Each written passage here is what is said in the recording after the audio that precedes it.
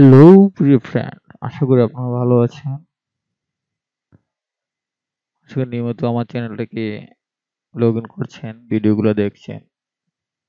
যদি সুন্দর লাগে, ভালো লাগে ভিডিওগুলো দেখেন। ভয়েস কোয়ালিটি ভালো না লাগতে পারে, কিন্তু ভিডিওটি যে সকল ভিডিও আপলোড করা হয়েছে সে বিষয়ে আপনারা সাউন্ড না শুনলেও আপনারা বুঝতে পারবেন যে টপিকটা দেওয়া হয়েছে সেই টপিক অনুযায়ী ভিডিওটি তৈরি করা হয়েছে। আপনার জন্য এই তৈরি করা ভয়েস কোয়ালিটি একটু নরমাল হতে পারে, কারণ যে রেকর্ডিং হচ্ছে সেটা আসলে নরমালি। আর আমার একটা চেষ্টা যাতে বাংলাদেশে বাংলাদেশের লোক ইউটিউবে সার্চ দিলে যাতে বাংলা ভিডিও পেতে পারে যে কোনো বিষয় নিয়ে, সে বিষয় নিয়ে আমি কাজ করছি। আশা করি আপনারা কাজটাকে সহায়তা করবেন। যাই হোক, যে ভিডিওটি আজকে তৈরি করছি, যারা উইন্ডোজ 8 বা 10 অপারেটিং সিস্টেম চালাচ্ছেন, উইন্ডোজ 8 10 অনেকেই নতুন অপারেটিং সিস্টেম ইনস্টল করছেন। তো আগের এক্সপি বা 7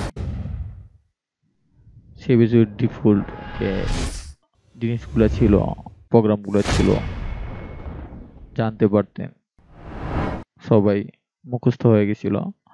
এখন 8 বা 10 একটু একটু অ্যাডভান্স লেভেলে একটু ঘোরাঘুরি করে জিনিসগুলো দেওয়া হয়েছে। তো আপনারা আজকে আমি কথা বলবো পার্সোনালজির মাঝে কি আছে।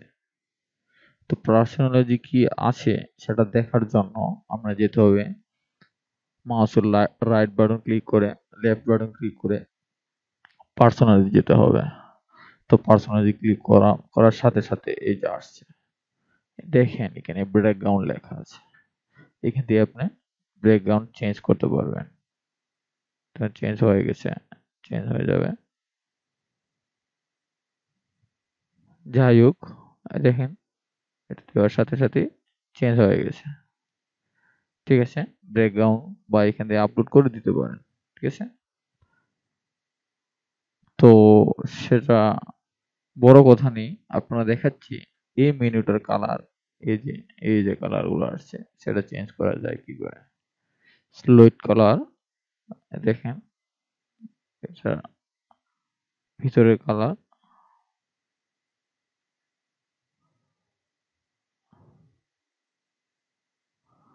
যে কালার চেঞ্জ হয়ে যায়।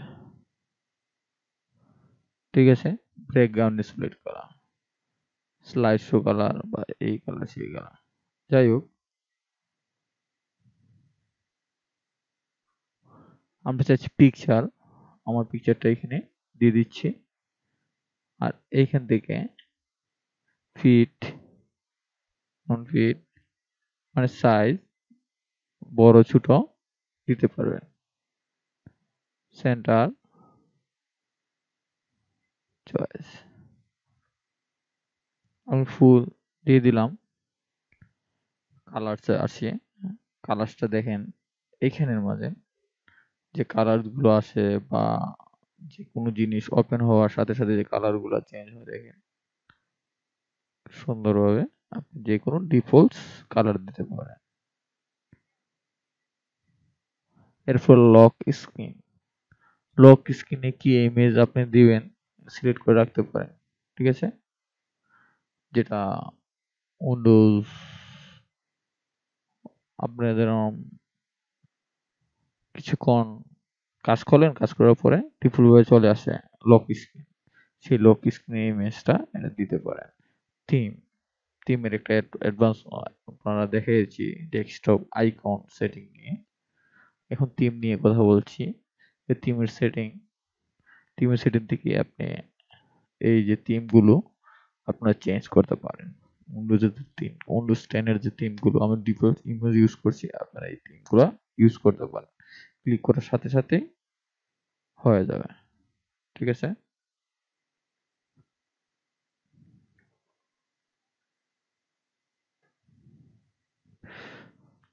আপনি ক্লিক করবেন, ক্লিক করার সাথে সাথে সেট আপ হয়ে যাবে।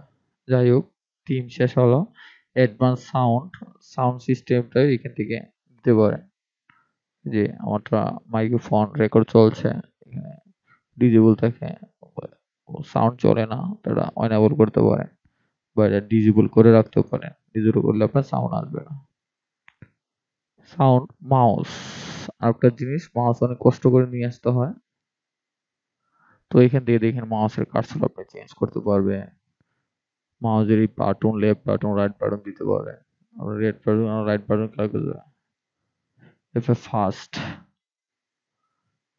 Turn on the click lock, অনেক কিছু আছে এখানে। এই যে আপনার এই যে এরকম এরকম দেখাচ্ছে স্লো ফাস্ট, এদিকে স্লো হয়ে গেছে, আমার মাউস যাচ্ছে না, অনেক ঘুরার পরে। এই দেখেন আমি যদি ফাস্ট করে দিই, ও দূরের সাথে সাথে চলে যায়, কোণে নেওয়ার সাথে সাথে চলে যায়। মিডিয়াম করে রাখি।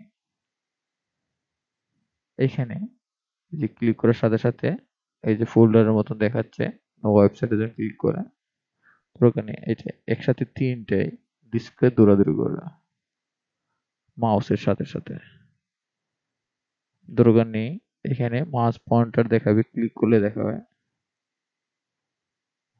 যাই হোক, সেটাও চলে গেল। এখান থেকে উইল নির্বাচন করতে পারবো, হার্ডওয়্যার নির্বাচন করতে পারছি, হার্ডওয়্যারটা আছে এখানে। এখান থেকে আমরা ডিফল্টস যে কোনো আইকন নিতে পারবো, এটার জন্য নেই। এই দেখেন, চেঞ্জ করতে পারবো।